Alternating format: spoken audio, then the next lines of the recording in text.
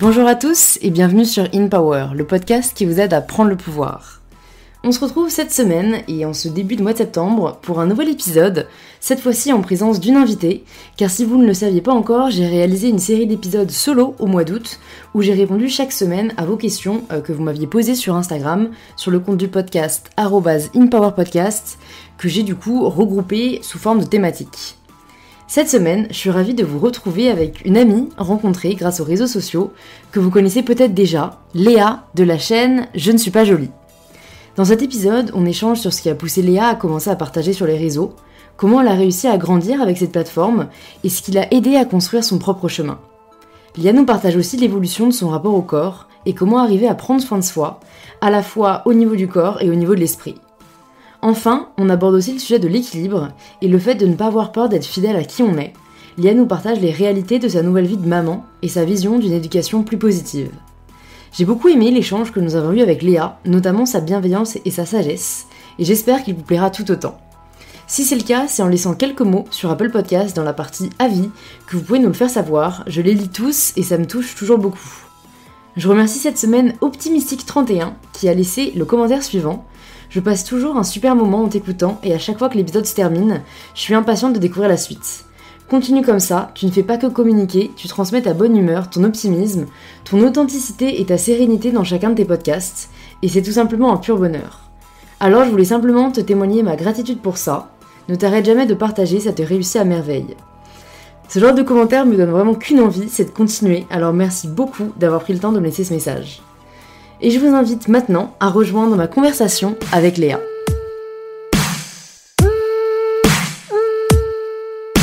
C'est good. Bonjour Léa. Bonjour. Bienvenue sur InPower, je suis super contente de te recevoir ici. Merci, moi aussi. Ça fait quelques temps que je te suis parce que toi ça fait quand même pas mal de temps que t'es sur les réseaux, une pionnière comme on dit, je crois que c'était en 2010 que t'as commencé. Ouais. Et en fait, moi je sais un peu comment t'as commencé et tout, mais pour les personnes qui nous écoutent et qui peut-être ne te connaissent pas encore, déjà est-ce que tu peux te présenter comme tu le souhaites et après nous dire en fait juste pourquoi t'as commencé, quel âge t'avais à l'époque, parce que on a presque le même âge, donc t'étais assez jeune je pense, ouais. Et voilà, nous en dire juste un peu plus sur qui tu es.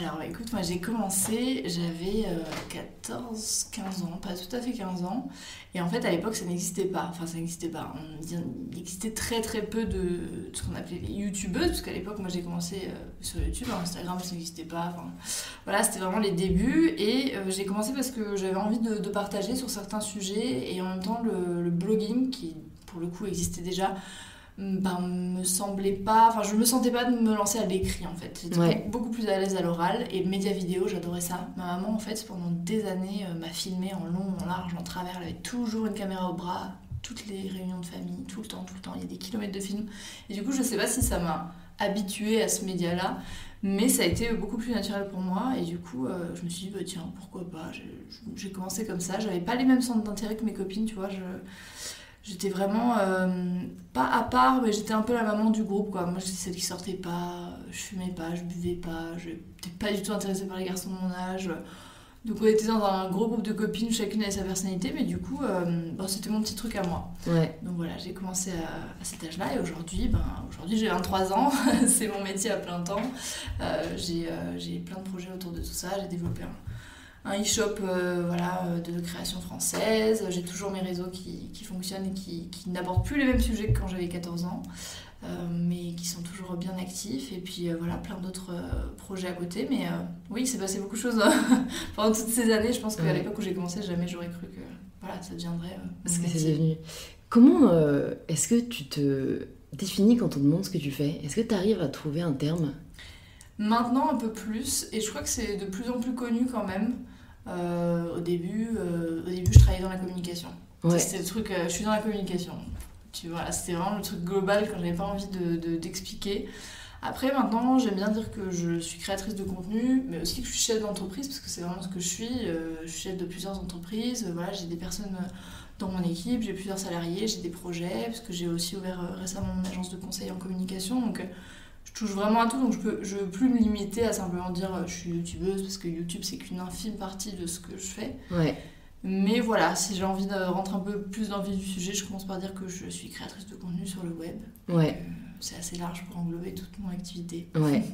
Et est-ce que tu t'es pas lassée un moment, justement, des réseaux sociaux? Parce que, bon, tu t'es diversifiée, donc je pense que ça peut venir de là, mais t'es quand même toujours très présente sur les réseaux. Quand à un moment t'aurais pu te dire c'est plus pour moi ou j'ai fait le tour, Ouais. comment t'as appréhendé un peu ça? En fait, je crois que pour l'instant, j'ai toujours trouvé, j'ai toujours eu envie de raconter quelque chose, j'ai toujours eu envie de partager. Il y a eu un moment, une petite baisse, on va dire, avant que je tombe enceinte, parce que j'avais un très grand désir de maternité, que j'en parlais pas du tout sur les réseaux, et du coup, je me sentais pas du tout légitime d'aborder ces sujets qui étaient déjà très présents dans ma vie, puisque j'ai très vite été passionnée par tous ces sujets-là. Et du coup, il y a eu une période où oui, j'étais entre deux, où en fait, je sentais que mon contenu ne me correspondait pas tout à fait. Et le fait de devenir maman, ça m'a permis aussi de me sentir légitime, entre guillemets, d'aborder tout ça. Et ça a commencé vraiment à devenir voilà, mes réseaux, dans le sens où je me sentais entière dans ce que je proposais, et le contenu que je proposais me correspondait à 100%. Et j'étais tellement bien dans ma peau à ce moment-là, tellement bien dans mon corps, voilà, il y avait quelque chose de beaucoup plus simple, de beaucoup plus vrai. Et oui, on va dire que le virage entre les deux a été un petit peu compliqué. Mais sinon, j'ai toujours trouvé que c'était enrichissant pour moi de partager sur les réseaux cet échange, etc. Et je pense que vraiment, je me suis toujours dit en tout cas que le jour où ça serait plus le cas, ce serait Tu te peut-être la forcerais fin. pas, quoi. Ouais. Ouais. Et tu dis que du coup, t'étais arrivée à un stade où t'étais vraiment très bien dans ta peau. Est-ce que ça a toujours été le cas ou est-ce que ça a été un chemin? Et qu'est-ce qui t'a aidé à y arriver? J'ai pas toujours été bien dans ma peau, mais j'ai toujours... En fait, je me suis rendu compte plus tard que je n'étais pas bien dans ma peau. C'est assez marrant, j'ai réalisé ça il y a quelques temps. J'ai fait d'ailleurs une vidéo où je disais... le titre c'était J'ai toujours été grosse. Et en fait, c'était vraiment cette idée de dire... quand je regardais des photos de moi plus jeune, aujourd'hui, avec mon œil d'aujourd'hui, je me disais, mais en fait... t'étais très bien dans ta peau et t'étais absolument pas en surpoids, enfin je veux dire au niveau santé, tout allait bien, mais pourtant à l'époque tu te disais absolument pas ça quand tu te regardais dans le miroir. Ouais. Et, mais je me souviens pas avoir été dans un mal-être, j'étais très grande en fait, j'ai très vite été très grande, très formée, en 6ème je faisais 1m75, j'ai été réglée en CM1, enfin j'ai vraiment, j'ai été très vite formée. Du coup, je me souviens que mon proviseur de l'époque, qui était nouveau, venait me serrer la main dans la cour en me disant mais pourquoi vous n'êtes pas dans la salle des profs? Et je lui dis mais je suis en 4ème en fait. Donc le truc. Tu t'es trompée. Voilà, je suis ton élève. Lui, il était un peu mal, mais moi aussi. Mais voilà, j'ai toujours eu ce truc-là en fait assez ambivalent où en plus mes parents m'ont toujours considéré comme, pas comme un adulte, mais m'ont toujours intégré à leur conversation. Il n'y avait jamais de sujet tabou à table. J'ai vraiment été considérée, surtout par ma mère, comme son égale, entre guillemets. Du coup, moi, j'ai été mature très vite par rapport à mon groupe de copines. Et j'avais le corps qui allait avec. Donc j'étais très grande, mais je mettais des talons. Parce qu'en fait, il y avait une phrase que mon grand-père m'avait dit qui restait, qui disait quand tu as des différences, mets-les encore plus en avant pour que, en fait... personne te fasse chier dessus, quoi, hein, clairement. Ouais. Et comme j'étais grande, je voulais pas qu'on m'attaque sur ça, donc je mettais des talons pour dire j'assume d'être grande, en fait. Mais c'est génial, je trouve que c'est une super bonne approche, parce que c'est un autre sujet, mais j'ai reçu, il y a quelques jours, 2 femmes lesbiennes, et qui, en fait, expliquaient que dans leur entourage, parfois c'était compliqué, parce que c'est les gens qui vont créer un malaise quand il y en a pas. Et en fait, elles ont réalisé que en fait, c'est juste toi, la façon dont tu vas l'aborder, qui va déterminer le comportement de l'autre. Et je trouve, en fait, c'est pareil avec toute différence entre guillemets, c'est que si toi, tu agis comme si c'était totalement normal, et donc que tu dis, oui, c'est ma copine, voilà, ça fait 5 ans qu'on est ensemble, donc toi, tu mets des talons, l'autre, en fait, va déteindre là-dessus et va considérer ça normal, vu que toi-même, tu l'assumes, il n'y a aucun problème. Alors que si, au contraire, tu essaies de te faire plus petite, si tu réponds à moitié sur ta différence, et en fait, la personne va tiquer et va encore plus se focaliser dessus. Alors qu'en fait, je pense que c'est important pour les personnes qui nous écoutent de se rendre compte si eux-mêmes ont un complexe ou quelque chose qui est difficile à vivre dans leur vie.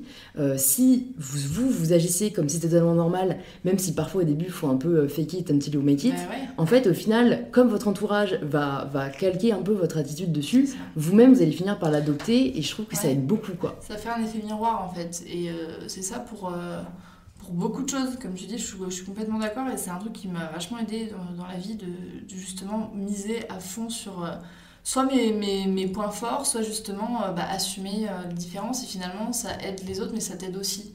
Parce que quand tu sors un peu de ta zone de confort et que tu te rends compte que c'est pas si grave, et que voilà... ça t'aide aussi à avancer, tu vois. Donc très vite, ouais, il y a eu ça. Et puis bon, par rapport à mon corps, c'est vrai que depuis que j'ai été enceinte, en fait, ce que je disais sur les réseaux, je partage pas mal. Voilà, j'ai lancé le hashtag Mon Corps Chéri et c'était vraiment...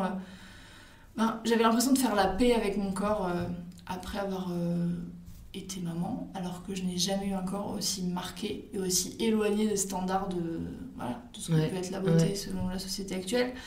Je suis très marquée, j'ai eu des vergetures, tu vois. Et c'est vrai que comme j'avais cette envie d'être maman et que je me sens tellement bien dans mon rôle de maman, le moral, on va dire, enfin le bien-être mental a pris le dessus. Et à un moment donné, je me suis dit, ok, ce corps, en fait, il a porté la vie, il l'a nourri, enfin... Et moi, j'ai une relation plus apaisée, mais j'en prends plus soin, tu vois. À contrario, même si aujourd'hui je me sens bien dans mon corps, c'est maintenant que j'ai envie de bouger, c'est maintenant que je me suis mis au yoga, c'est maintenant que j'ai envie d'aller faire du sport, j'ai envie de manger bien, et en fait, c'est pas incompatible, au contraire. Ouais, carrément. En fait, c'est de la bienveillance. Ouais. Et je suis totalement d'accord avec toi, j'essaie d'insister dessus parce que parfois... J'ai l'impression que des gens qui ne comprennent pas le mouvement body positive vont différencier le fait de prendre soin de son corps et de l'accepter. Ouais, tu vois, comme si soit t'es en surpoids et you own it et t'assumes, mais par contre tu fais du sport et que tu manges bien, en fait c'est qu'au final t'as envie d'être bien foutu et donc t'es un peu hypocrite. Alors que pour moi, au contraire, c'est juste, si t'aimes ton corps, tu l'assumes, mais ça n'empêche pas le fait que tu souhaites en prendre soin. Et moi, j'ai toujours fait du sport pour vous sentir bien, pas juste pour être bien dans le miroir. Enfin, ça peut passer par là, mais je pense que ça passe aussi par un bien-être mental supérieur. Et la bienveillance dans le miroir, elle va aussi par la bienveillance pour le nourrir, pour le bouger. Et enfin, pour moi, c'est hyper cohérent, mais parfois les gens ont du mal avec ça.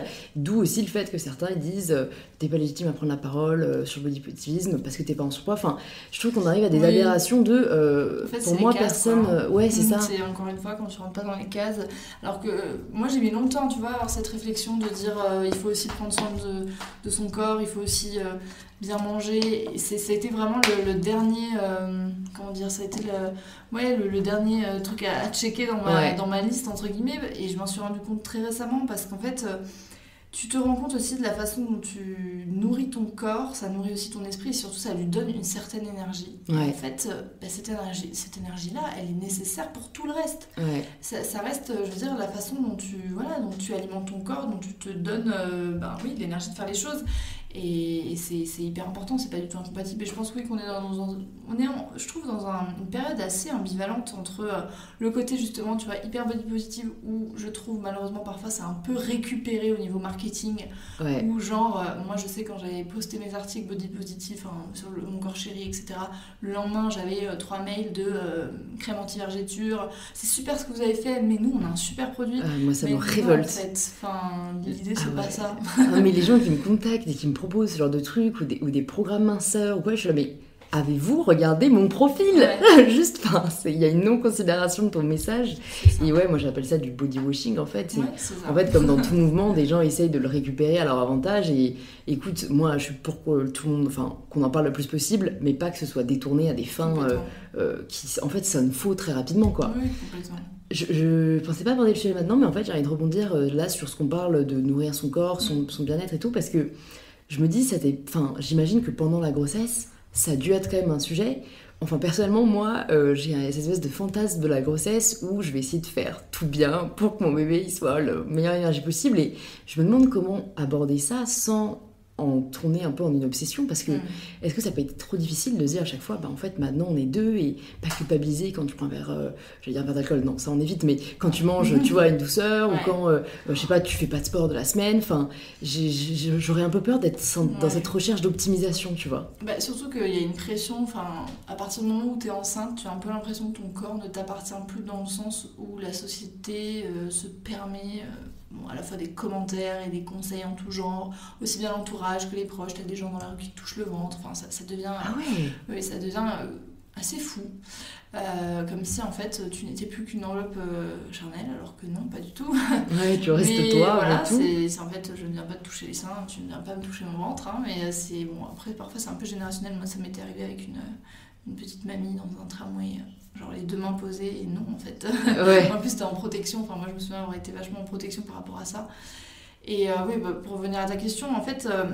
Moi j'ai abordé ça différemment, j'ai voulu vraiment prendre soin d'abord de ma tête parce que je savais que c'était un tournant pour moi et un tournant pour notre couple aussi parce qu'en fait on exclut vachement le partenaire je trouve de la grossesse, même dans le milieu médical, tu vois, on s'adresse qu'à toi ou pour la préparation à la grossesse, voilà, on a l'impression que tu es seule avec ton bébé, mais c'est vraiment tout un foyer qui change de statut. Ouais.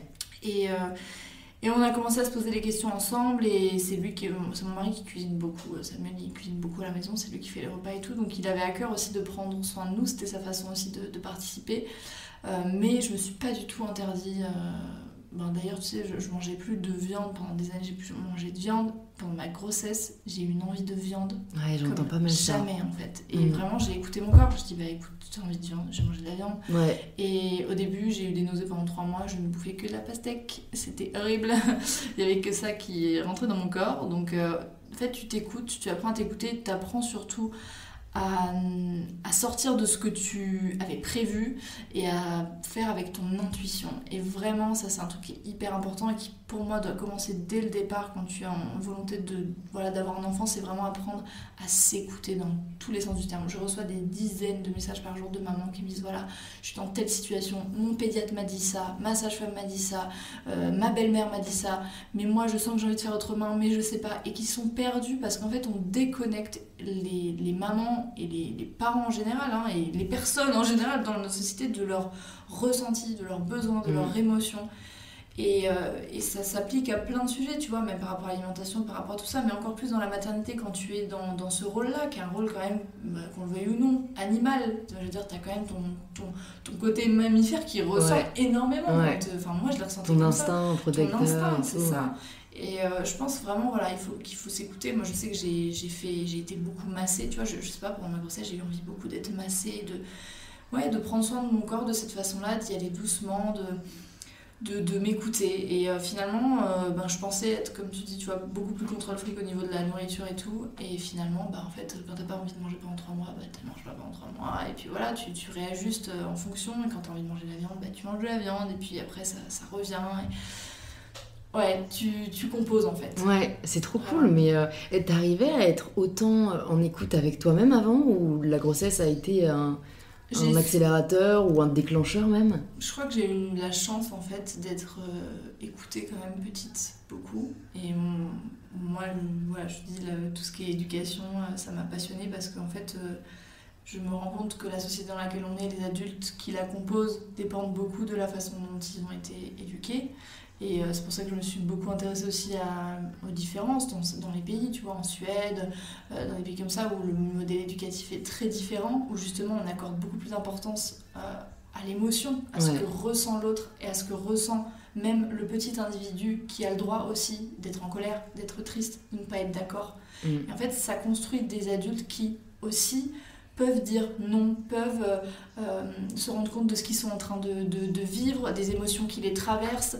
Et moi j'ai eu la chance d'avoir une famille qui était très à l'écoute, où on a très vite eu confiance en nous, mes parents m'ont fait très vite confiance. Je veux dire, à 14 ans, 15 ans, quand YouTube commençait à démarrer, que j'étais encore au lycée, que j'avais 2 de moyenne générale parce que j'étais jamais en cours, que j'avais mes rendez-vous à Paris qui me laissaient partir en pleine semaine de bac blanc à Paris pour faire mes rendez-vous.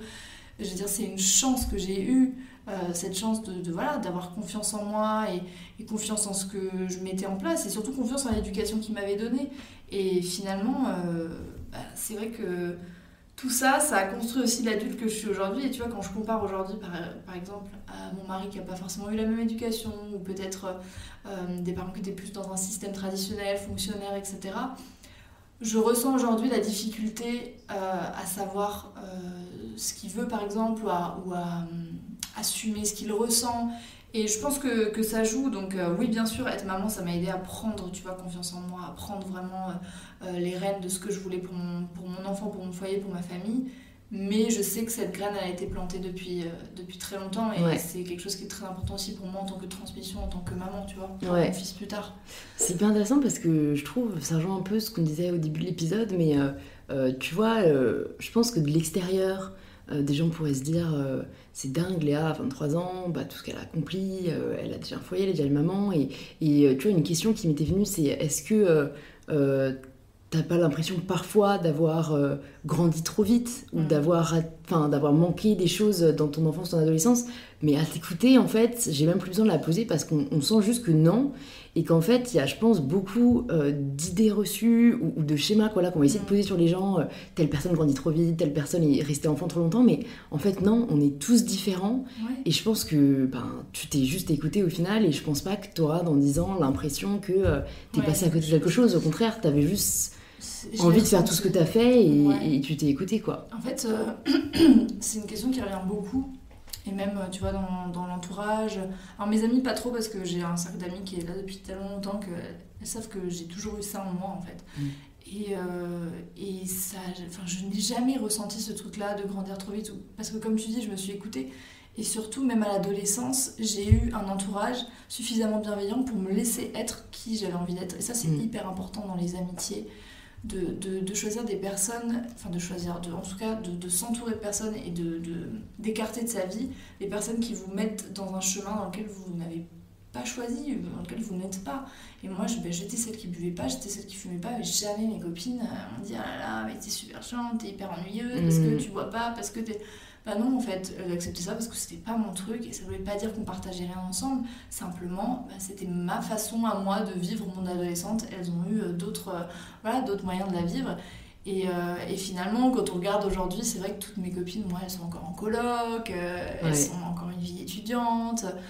Mais ça n'empêche rien, en fait, et je me sens pas écartée parce que socialement, en fait, notre relation, elle est juste différente, mais elle est pas moins bien. Simplement, elle remplit autre chose que quand mes copines se voient entre elles en festival d'électro jusqu'à 4h du mat, et voilà, et elles s'éclatent, et tant mieux, mais juste, je sais que c'est pas mon truc, et tant qu'en fait, c'est ok pour toi, et c'est ok pour les autres, le reste, tu t'en fous, quoi. Carrément.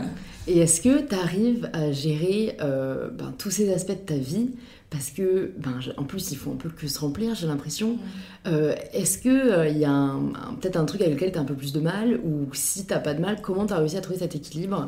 Parce qu'il y a beaucoup, beaucoup de casquettes, quoi. Ouais, c'est vrai que là, en plus, ça ne fait que augmenter pour mon plus grand bonheur, parce que voilà, ça me plaît beaucoup, tous ces projets-là. Il y a eu une période où j'ai eu un vrai passage à vide de « Ok, je n'arrive pas tout à gérer, je me manque de temps ». Ça a été très rapide parce que plus j'avance dans la vie, plus j'arrive à... Tu vois, je visualise ça comme je suis face à l'océan, il y a une énorme vague que je vois arriver au loin, je sais qu'elle va m'exploser, mais j'ai le choix de faire demi-tour et de courir, en fait. Et vraiment, j'ai vu ça comme ça il y a quelques temps, il y a quelques mois. Et j'ai réagi très vite, et il y a un livre qui m'a énormément aidée, qui est très connu, c'est le livre de Miracle Morning, qui est en fait un livre qui parle d'une, comment on peut appeler ça, de développement personnel, mais sous l'angle de se dire, on se plaint tout le temps de ne pas avoir du temps pour soi, créons-nous du temps pour nous. Et c'était exactement ce dont j'avais besoin à ce moment-là.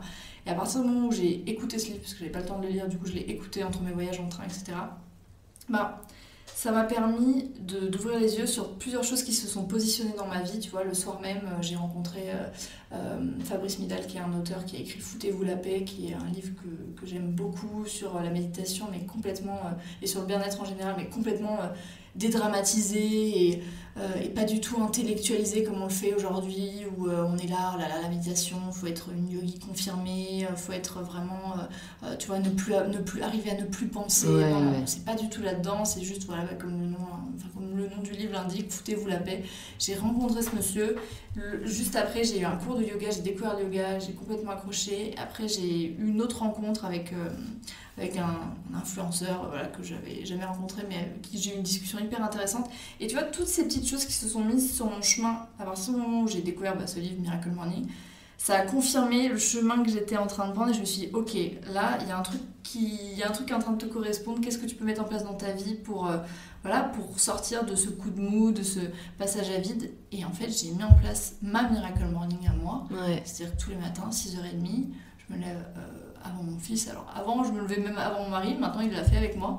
Et j'ai 1 heure pour moi.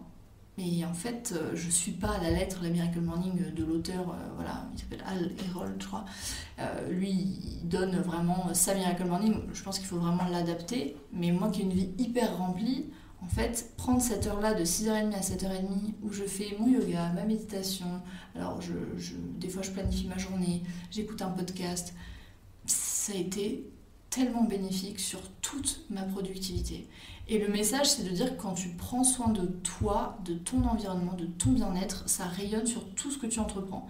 Et la métaphore de je suis dans l'avion, il y a une turbulence, je dois mettre mon masque à oxygène avant de mettre celui de mon enfant. Parce qu'en fait, si tu n'es pas toi-même oxygéné, tu ne peux pas t'occuper des autres. Et vraiment, je l'ai vu comme ça, et ça a rayonné vraiment sur toute ma productivité, mais aussi mon foyer, tu vois, la gestion de la maison, parce que ça se pose aussi quand t'es un foyer, quand t'es pas toute seule, tu vois, tu peux pas te permettre de dire, ce soir on fait pas manger, ou les courses c'est la semaine prochaine. Non, en fait, tu vois, quand même, même si, mon mari il est là, mais on est quand même dans un foyer, et ça a été déterminant pour moi, vraiment de prendre ce temps-là, et pourtant ça fait 18 mois que je fais pas une nuit complète, mon fils se réveille chaque nuit, il est encore à l'été, donc il se réveille pour téter, etc. Donc non, c'est pas à la portée de...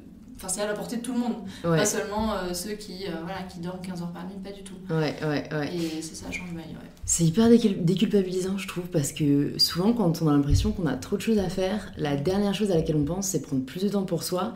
Et au contraire, on a cette tentation d'éliminer les moments qu'on a pour soi pour faire plus. Et moi, je me souviens, c'est aussi une question que je me suis posée parce que moi, j'ai fini mes études, donc en plus, je dois gérer les cours, ma vie pro, ma vie perso, mon couple, enfin, tu vois.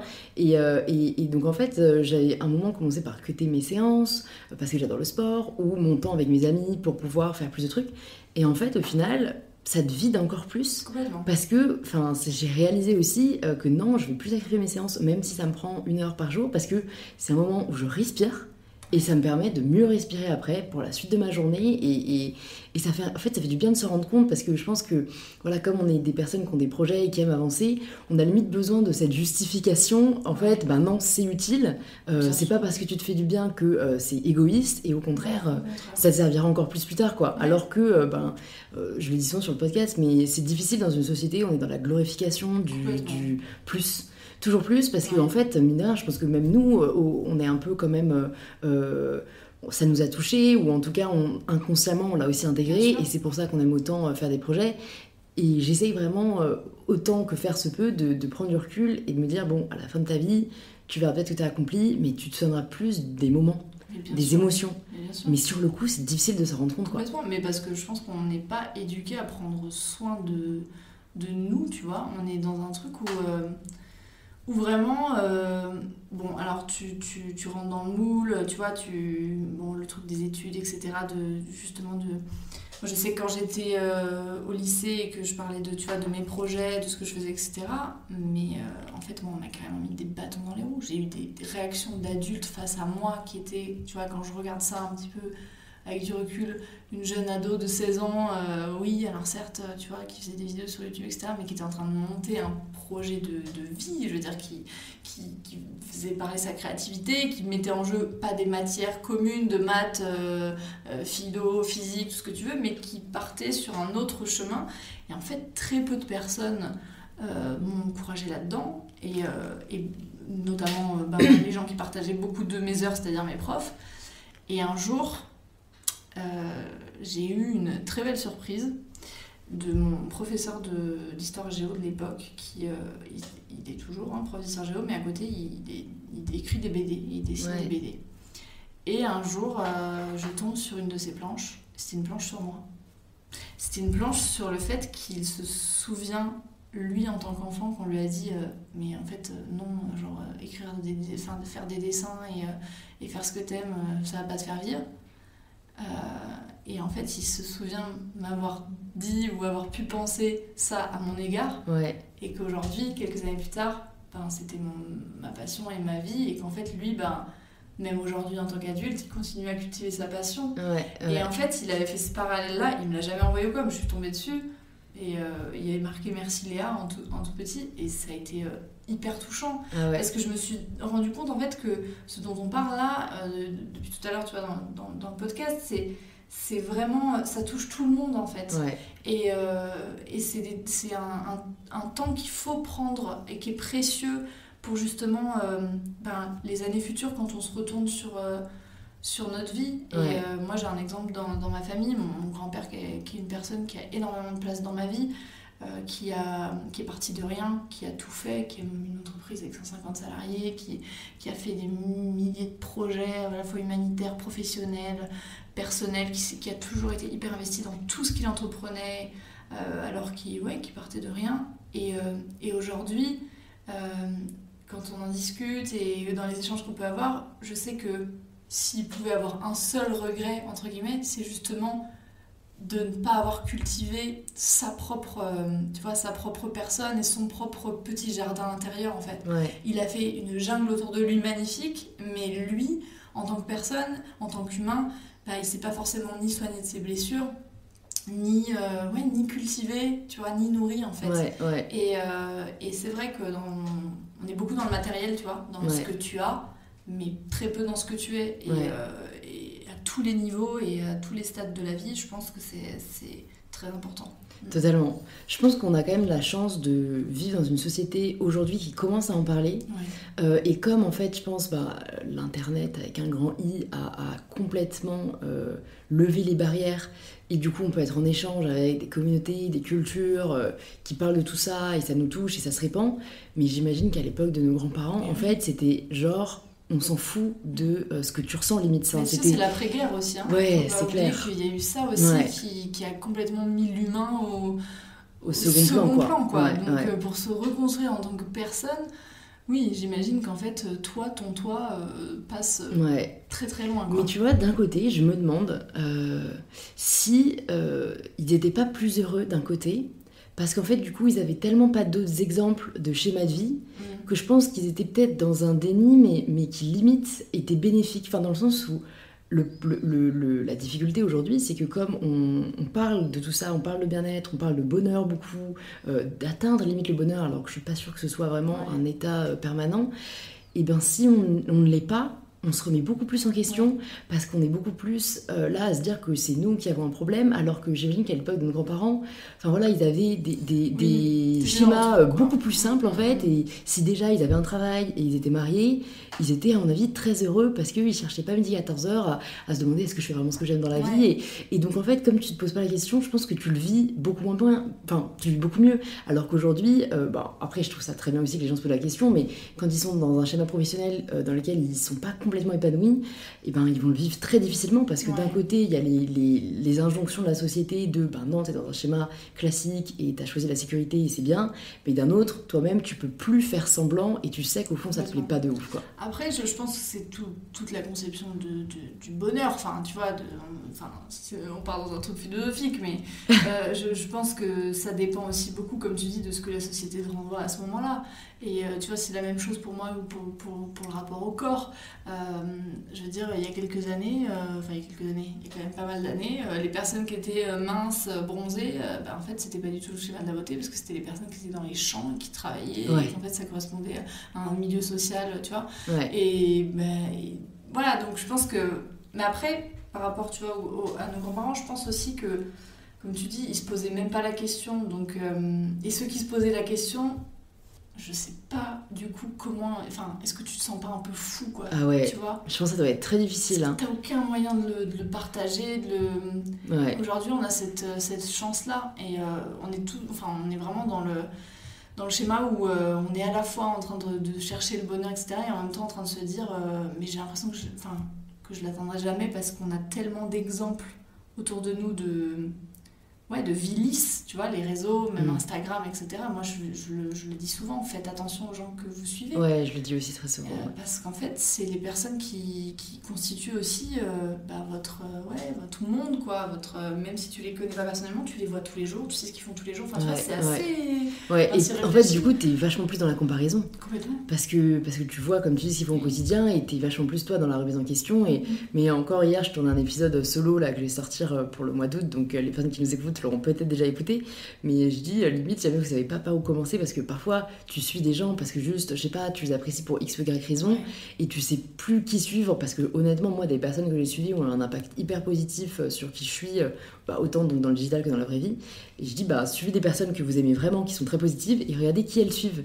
Ouais. Donc par exemple, ils peuvent le faire avec toi, regardez qui Léa suit, et j'imagine que tu suis des personnes qui t'aident à te sentir bien, plutôt que de te faire quitter Instagram en te disant, en fait, je suis nulle, ou je suis moche, ou ma vie c'est de la merde. Par rapport à la maternité et tout, par rapport même à l'allaitement, quand j'étais pas du tout maman et que juste je commençais à m'intéresser à tous ces sujets, j'ai suivi des mamans qui étaient complètement décomplexées face à leur allaitement, qui postaient des photos avec leur bébé, etc., en train d'allaiter. Et en fait, je me suis rendu compte en les suivant, en étant moi-même maman, en faisant moi-même le chemin de choisir d'allaiter, etc., de la vision que j'avais de mon corps et de leur corps et de ce que la société en fait renvoie par rapport à la poitrine des femmes, et cette sursexualisation qu'il y a, alors que de base quand même, en fait une poitrine c'est fait pour nourrir un enfant.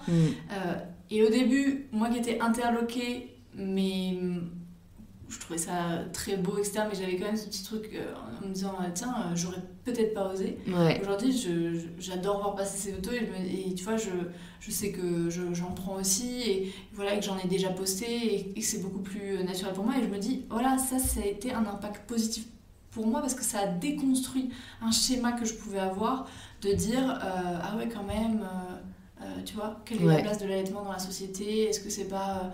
Et puis en fait, non, aujourd'hui, mon avis, il a complètement évolué, mais tout ça pour dire que l'impact de ce que tu vois tous les jours peut totalement changer ta vision des choses. Mais oui, ta vision des choses. Je suis totalement d'accord. Si tu suis des personnes qui sont assumées, décomplexées, toi-même, tu vas même plus être dans le jugement et tu vas trouver ça totalement normal, alors que si tu suis des personnes qui, au contraire, sont... très manichéenne ou ne montre qu'une réalité, toi-même ça va te rendre un peu plus fermé d'esprit, alors que j'ose espérer qu'on aspire à plutôt être ouvert d'esprit.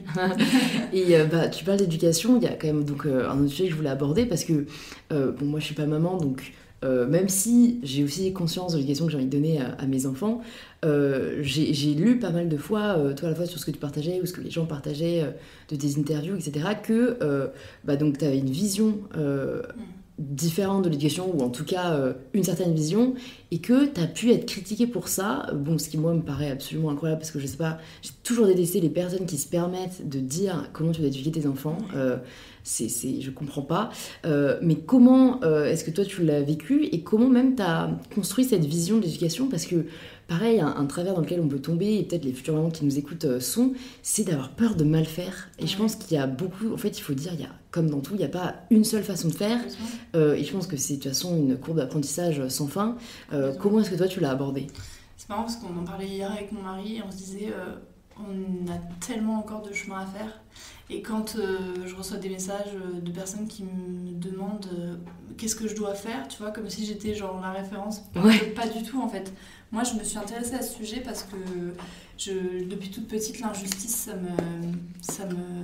ça me meurtrit. Enfin, je suis meurtrie quand je vois des situations d'injustice, de violence, et surtout envers des enfants en fait. Vraiment, il y a ce truc-là que je trouve très injuste.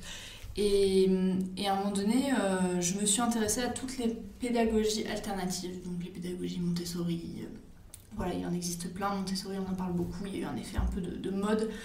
Montessori, c'est une femme qui s'appelait Maria Montessori, qui était italienne et qui, il y a des années déjà, a commencé à réfléchir à accompagner les enfants qui avaient peut-être certaines difficultés d'une autre façon, en se mettant en fait à leur hauteur.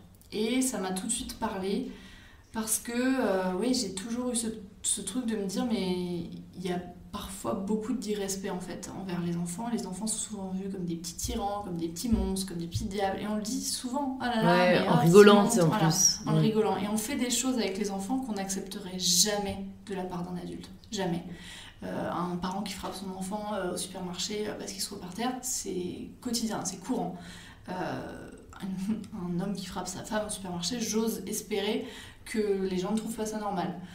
Et en fait, il y a ce truc de dire parce que c'est un enfant, parce que c'est de l'éducation, on a le droit d'accéder à la violence. Et en fait, pour moi, c'est comme quelqu'un qui dit c'est mon patron en fait, donc il a le droit de me mettre une droite, c'est du management. Non, en fait.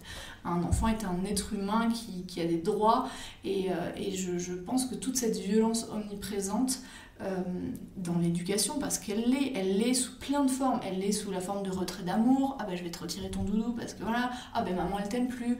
T'es pas gentil. Voilà, plein de choses comme ça, plein de choses qui font partie de notre quotidien et que j'aurais très certainement à 300% eu aussi comme comportement si j'avais pas eu cette prise de conscience et cette connaissance aussi sur les dernières découvertes scientifiques, parce qu'aujourd'hui on a une chance incroyable, c'est qu'on a les neurosciences. Et les neurosciences, elles nous disent aujourd'hui que ça a un impact négatif sur la construction cérébrale. C'est-à-dire qu'à chaque fois que tu hurles, à chaque fois que tu tapes, à chaque fois que tu punis dans le cerveau, ça empêche certaines constructions neuronales, ou ça peut même les dégrader, certaines peuvent ne pas se construire, et ça crée en fait des adultes qui, dans une société, face à certaines situations, réagissent par la violence, parce que c'est le circuit neuronal qui aurait été créé pour eux. Et on parle beaucoup notamment de crise d'adolescence de plus en plus violente, mais parce qu'en fait la crise d'adolescence c'est quoi ? C'est quand l'effet de pouvoir s'inverse et que l'adolescent peut répondre à son parent là où il ne pouvait pas le faire quand il était petit enfant. Et toute cette...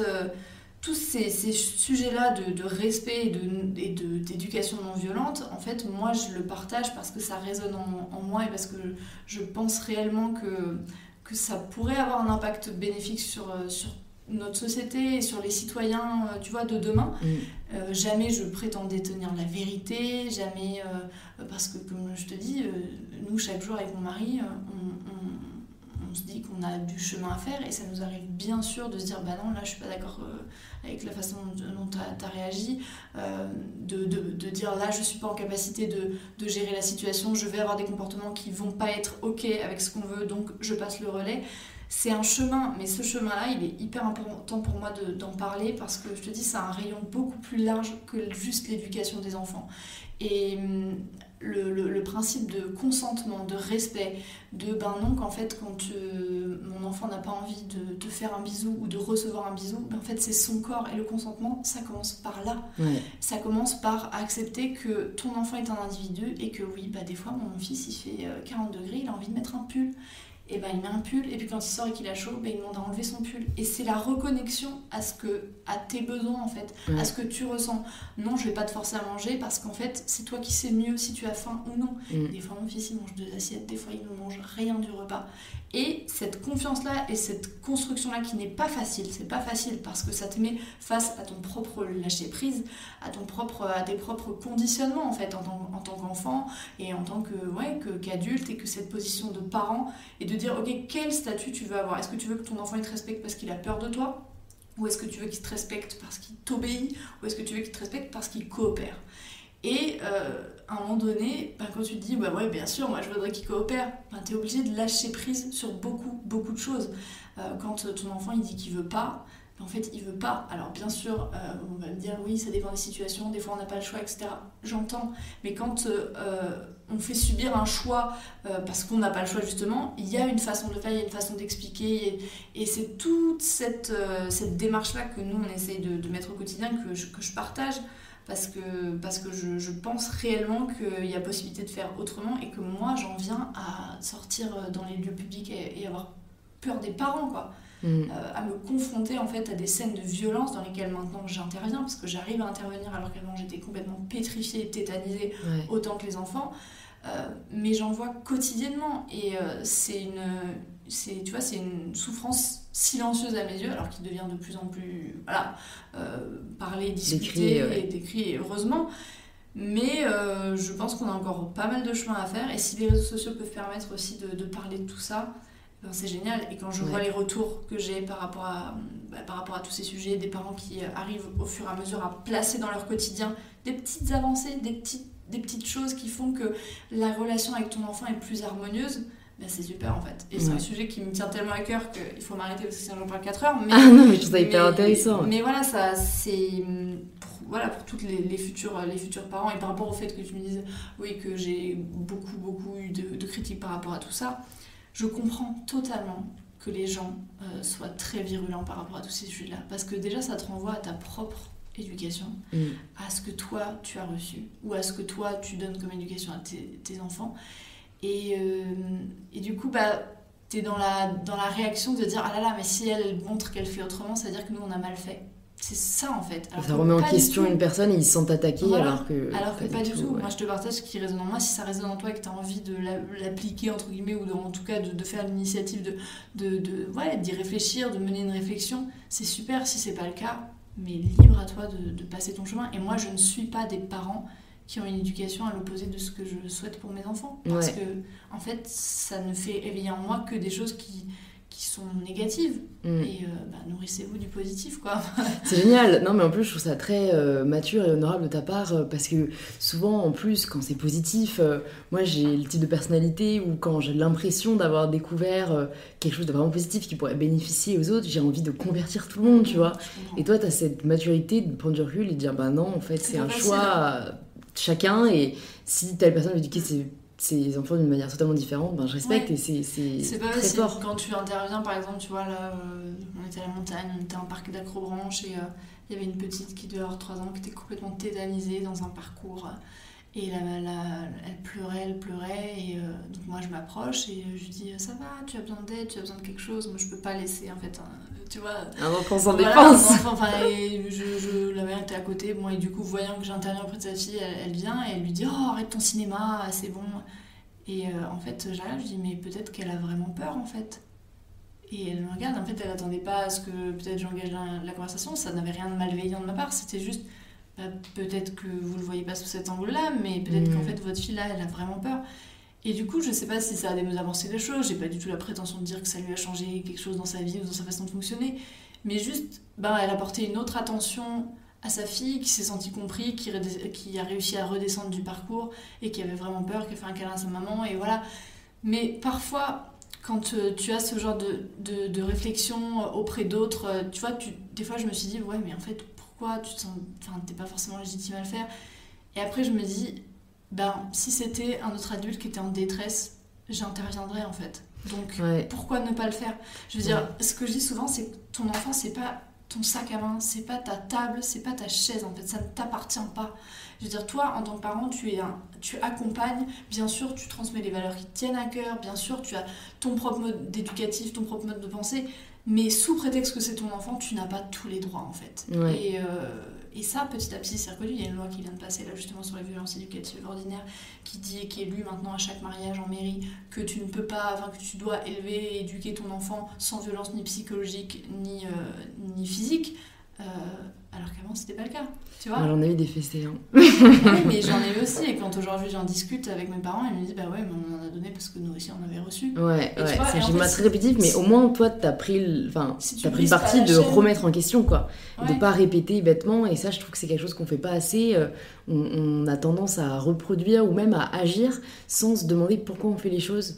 Et moi, c'était pareil avec le jugement, par exemple. J'ai jugé beaucoup quand j'étais jeune, parce que je voyais mes parents juger. Et avant mon travail de réflexion, en fait, de déconstruction, je me posais pas la question. Et aujourd'hui, je me dis, mais quel est fondamentalement l'intérêt de juger? Aucun. Ça t'apporte de l'animosité, ça ne t'apporte rien de bénéfique. J'ai arrêté de juger, et du coup, en plus, par conséquent, j'ai arrêté de me juger aussi, ce qui est hyper libérateur. Mais j'aime beaucoup, en fait, ta réflexion qui en fait, est assez simple, de se dire, est-ce que j'aurais fait ça pour un adulte? Que soit frapper, que soit réagir, que soit aider. Comme tu dis, c'est pas... Tu changes d'angle, en fait. Et c'est une question qu'on peut tous se poser. Et la seule question, quand même... Enfin non, en fait, j'en ai plein, mais une des premières questions que je me suis posée suite à ce que tu m'as dit, c'est... Est-ce que t'as pas peur? Ah, attends, ça c'est mon copain. J'adore, on veut du vrai. Il est bien annoncé. Ouais. Je disais, une des premières questions suite à ce que tu viens de raconter qui m'est venue à l'esprit, c'est est-ce que t'as pas peur que à l'école, en fait, du coup, ils sont perdus vu que malheureusement, les profs, ils sont pas du tout dans la logique bienveillante que tu es en train de mettre en place dans ton éducation. Alors nous, on a pris une décision avec mon mari, donc, qui a arrêté ses études de médecine, c'est que pour l'instant, on est parti sur une instruction en famille, parce qu'on a très envie de voyager, et qu'on a très envie, en tout cas pendant les premières années, de mener cette instruction entre nous pour lui permettre en fait une plus grande liberté et puis surtout voilà un autre apport qui est le voyage, les différentes cultures, etc. Donc pour l'instant on a choisi de faire l'instruction en famille, donc l'école viendra plus tard, on ne sait pas encore quand, on ne sait pas encore combien de temps est-ce qu'on a envie de mettre ça en place. Mais je pense, et ça revient beaucoup dans les questions, de dire oh là là, mais si ton enfant vit genre dans un monde de bisounours, ça va quand ils vont être confrontés à la vie réelle. Et en fait, moi j'ai une vision complètement différente des choses, c'est de dire moi mon enfant je lui apporte des outils et un environnement suffisamment sécure et bienveillant pour qu'il se développe entre guillemets comme un adulte serein, confiant, heureux. Et même un jeune enfant et même un jeune adolescent. Et j'ose espérer que dans certaines situations plus violentes, déjà il sera en capacité d'exprimer ce qu'il ressent à ce moment-là, d'accepter qu'il traverse des émotions, tu vois, que ça le rend en colère, que ça le rend triste, qu'il y ait ce dialogue entre nous et qu'on cherche ensemble ou qu'il trouve par lui-même les ressources pour faire face à tout ça. Mais j'ai pas envie de me dire oh là là, la vie est tellement dure et violente que en fait en lui tapant dessus et en lui montrant que en gros c'est le plus fort qui gagne, en gros il faut que tu vois que je comment ça 3-4 qu'en le mettant dans ce climat de violence, ça va lui permettre justement de réagir à ces situations là. Je le vois par exemple, tu vois, la dernière fois, il est tout petit, il a 1 an et demi, hein, mais quand on était au parc la dernière fois, il y a un enfant qui lui a donné une claque, un petit qui avait 2 ans, pour aucune raison, comme ça, vraiment, tac. Et il a eu un moment de stop, parce qu'il a jamais eu ça. Ouais. Il lui a fait un bisou. Oh, et c'est un si beau message. Je sais pas si c'était conscient ou pas, mais 2 secondes après, j'ai vu la mère lui donner une fessée à l'enfant qui venait de taper mon petit garçon. Ouais. Et en fait, ça veut pas dire que tous les enfants qui tapent pour se défesser, pas du tout. Il faut le dire, jusqu'à un certain âge, le fait de taper est un comportement qui est tout à fait normal. Ça veut pas dire qu'il est acceptable, ça veut dire qu'il est normal parce qu'ils peuvent pas faire autrement, parce que la maturité cérébrale ne permet pas d'exprimer les choses autrement. Et que voilà, nous aussi, des fois, Gaspard, il a eu des gestes qui peuvent sembler à des tapes ou qui peuvent être violents. Et dans ces cas-là, on redirige en disant non, avec les mains, on fait des caresses, avec les mains, on fait des chatouilles. Voilà. Bon, bref, petit aparté, mais pour pas non plus ranger les enfants dans des cases, genre tu tapes, t'as été tapé, mais ce schéma-là et ce à quoi j'ai assisté était tellement révélateur de notre façon de penser qu'avec mon mari on s'est regardé en se disant ok, bon peut-être que c'est la bonne voie, peut-être que un jour il se sera pas, tu vois, aussi bienveillant et peut-être que lui aussi répondra par une tape, c'est pas grave, mais l'idée, le message il est là, il est d'accompagner en disant qu'en fait la violence n'est pas acceptable et comment est-ce qu'on peut faire pour trouver des solutions pour faire autrement. Et dans tous les cas de figure, c'est ça qu'on a envie de mener et on se fait confiance en ce sens. Tu vois, il y a eu un moment où en fait mon fils il s'endormait pendant ses siestes que en écharpe portée. C'était mon mari qui le portait pendant des heures, etc. Et notre entourage, et la société, les gens qu'on pouvait croiser, les médecins et tout, etc. Tu sais, oh là là, mais il faut absolument qu'il dorme dans son lit, mais il va pas rester accroché à vous toute sa vie, etc. Et du jour au lendemain, il a pris la décision par lui-même de faire ses siestes dans son lit, et maintenant il dort dans son lit. Alors qu'avant, ça n'avait jamais été le cas. Et en fait, j'ai dit à mon mari, je suis soulagée en fait. Parce que même quand tu es dans tes convictions, que tu es dans ton truc en train de te dire ouais, on est sur le bon chemin, quand tu as autour de toi des gens qui te mettent la pression, t'es quand même en droit de douter, et même si tu te le dis pas forcément, même dans ton couple, t'as quand même ce truc de te dire ça te peur au fond de toi, est-ce que vraiment ça va se passer, et en fait quand on lui a fait confiance et que finalement il y a eu cette nouvelle acquisition là, que ça s'est fait tellement simplement, je me suis dit ok, mais je suis très contente que ça se soit passé comme ça. Et peut-être que mon enfant plus tard il n'aura pas les mêmes problèmes que moi par exemple par rapport au sommeil. J'ai eu besoin pendant des années de dormir la porte ouverte avec une lumière, avec du mal à dormir chez les autres, avec Voilà, et finalement, petit à petit, tu prends confiance comme tu peux. Ouais, Tu vois. c'est des belles preuves que tu viens de nous témoigner. Et je me demande, vu que tu viens de parler donc de la décision de faire l'instruction en famille, que je trouve génial, puisqu'encore une fois, juste vous partez pas dans un schéma très traditionnel sans remettre en question vous vraiment ce que vous avez envie pour votre enfant. Et vous avez parlé de voyage, et ça me pose juste la question en fait par rapport à toi, à ton mari et aussi à votre vie d'entrepreneur. Comment est-ce que vous voyez ça? Est-ce que vous souhaitez à ce moment-là vraiment avoir une équipe qui sera à distance et vous continuerez à travailler? Ou est-ce que vous voyez les voyages comme juste, je sais pas, une expérience? Je sais qu'il y a des familles qui décident de faire des tours du monde avec leurs enfants. Enfin, j'entends des histoires assez incroyables. Et du coup, comme vous êtes quand même entrepreneur, la question se pose pour vous, quoi. C'est vrai que je pense pas qu'on puisse arrêter, enfin que moi que je puisse arrêter une activité. J'aime tellement ce que je fais, j'aime tellement avoir l'esprit occupé. Enfin, je pense que tu sais ce que c'est quand on est dans le truc. C'est très difficile de mettre pause. Et tu vois, même pendant les vacances et tout, moi au bout d'une semaine, j'ai qu'une envie, c'est de retourner bosser. C'est exactement ce que je disais à mon copain quand on est revenu du Mexique. J'étais là, j'ai hâte de revenir, de brainstormer. Et les gens, des fois, te prennent un peu pour une folle, mais il y a ce truc-là de quand tu kiffes, en fait, tous les matins, tu te lèves, t'es heureux de faire ce que tu fais, et même ça veut pas dire que c'est moins dur, ça veut pas dire que tu y passes moins d'heures, au contraire. Mais il y a ce truc-là d'avoir envie de continuer. Donc je pense pas qu'on arrêterait. Après, je pense que ça peut être intéressant aussi de partager tout ça. Et bon, alors moi, Samuel, mon mari, il était pas du tout là-dedans, hein, pas du tout dans les réseaux, il y connaît rien du tout, enfin il y connaissait rien du tout. Et là, depuis peu, il s'est dit, tiens, pourquoi pas partager aussi sur ce sujet-là. Et en fait, il a eu envie de partager sa décision, lui, de devenir père au foyer. Parce que finalement, c'était tellement à l'opposé de l'image de ce qu'on avait de lui, même dans la famille, etc. Il était quand même en études de médecine, entré en 4e année, tout ça. Et de prendre cette décision-là et d'être tellement épanoui et de le voir comme ça avec mon fils et faire tu vois, des activités, faire des comment on peut dire ça, avancer, faire des projets qui lui ressemblent et qui s'éloignent complètement de la vie dans laquelle il était destiné. Ça a été hyper inspirant à la fois pour moi, mais même pour lui, pour notre entourage, et il a décidé donc de le partager sur les réseaux. Et je pense que ça, le voyage, etc., c'est quelque chose qu'il va avoir envie aussi, lui, de montrer comment c'est possible, en fait, d'allier les deux, d'allier l'instruction, d'allier le boulot et d'allier à la fois la vie peut-être à l'étranger, et peut-être que ce sera par petites périodes. On n'est pas encore fixé sur ce qu'on veut faire, mais on sait qu'on a envie de bouger, ça c'est sûr. Ouais. C'est trop cool, mais en fait, j'aime beaucoup le message que vous partagez parce que non seulement, là, tu nous dis qu'il n'y a pas une seule façon de faire, mais surtout que ça n'arrive pas qu'à une seule personne. Parce que beaucoup de gens, je pense, qui nous écoutent, on a vraiment tendance en France à penser que ça arrive aux autres, mais pas à nous. Ou ce serait cool de vivre de sa passion, mais non, il y a la réalité. Mais non, vous créez votre réalité et le thème de ce podcast, c'est prendre le pouvoir de sa vie. Et je pense que le message le plus important à faire passer, c'est que c'est pas réservé aux autres.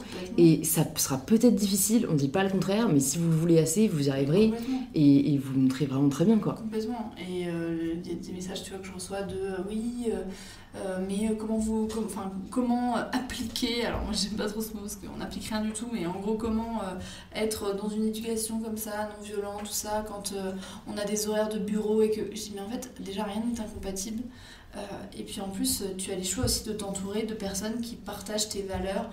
Et j'ai plein de mamans que je suis qui ont des postes à haute responsabilité, qui sont seules avec 2 enfants, et qui pourtant ne font pas l'impasse sur ces choses-là parce qu'à un moment donné, tu places aussi tes priorités dans la vie, en fait. Et quand ça devient ta priorité, tu mets tout en œuvre pour que ce soit le cas, que ça arrive et que ça se réalise.